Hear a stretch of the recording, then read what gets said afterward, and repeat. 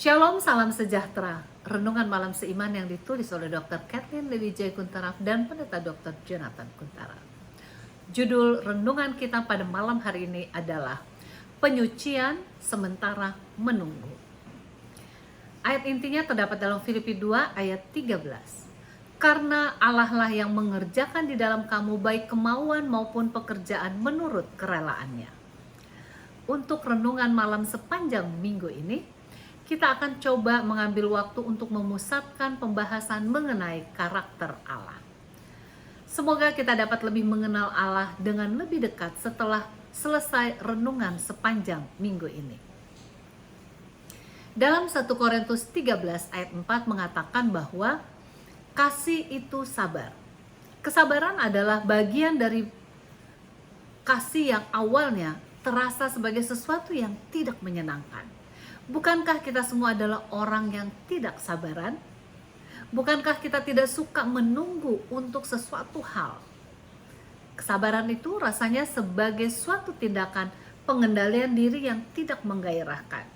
Ini sering muncul sebagai tanda kelemahan daripada atribut keberanian yang kuat yang sering kita kagumi. Namun kitab suci mengajarkan kita suatu pandangan yang berbeda tentang kesabaran ini. Dalam 2 Petrus 3 ayat 8-9 berkata, akan tetapi saudara-saudaraku yang kekasih, yang satu ini tidak boleh kamu lupakan, yaitu bahwa di hadapan Tuhan satu hari sama seperti 1000 tahun, dan 1000 tahun sama seperti satu hari. Tuhan tidak lalai menepati janjinya, sekalipun ada orang yang menganggapnya sebagai kelalaian. Tetapi ia sabar terhadap kamu karena ia menghendaki supaya jangan ada yang binasa, melainkan supaya semua orang berbalik dan bertobat. Tuhan Allah dalam hasratnya yang besar untuk memulihkan hubungan dengan semua anak-anaknya, memiliki kesabaran yang sempurna terhadap kita masing-masing. Semangat Tuhan itulah yang menuntunnya kepada kesabaran tersebut. Dalam keinginannya untuk melihat kita tumbuh dalam segala macam kekudusan dan kesalehan, ia menunggu untuk membawa pemulihan dari segala sesuatu sampai dengan kedatangan langit dan bumi yang baru itu.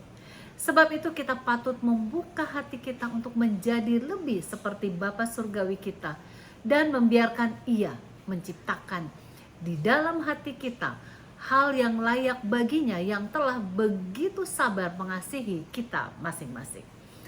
Nah, kita perlu merenungkan apakah sementara menantikan kedatangan Yesus, kita bisa terus bertahan atau tidak sampai kedatangannya yang kedua kali. Mengapa? Karena sering dalam kepuasan diri kita tidak terlibat dalam tujuan menyiapkan suatu umat baginya. Tuhan bermaksud agar umatnya dapat digunakan untuk membawa pekabaran keselamatan ini kepada semua orang di sekitar kita. Rencananya bukan kita hanya menunggu akan kedatangannya saja, akan tetapi berbuat sesuatu, sementara Allah bekerja di dalam diri kita masing-masing. Dalam 2 Petrus 3 ayat 14 berkata, karena itu saudara-saudaraku yang kekasih, karena kamu sedang menantikan langit baru dan bumi baru, rajin-rajinlah ditemukan olehnya tanpa cacat atau celah dan dalam damai. Masa menunggu adalah masa di mana kita membiarkan Allah bekerja di hati kita masing-masing agar Kristus dapat menguduskan kita sehingga pekerjaan Tuhan dalam kehidupan kita dapat berhasil, sehingga kita memiliki kehidupan yang kudus demi kemuliaan nama Tuhan. Tuhan Yesus memberkati.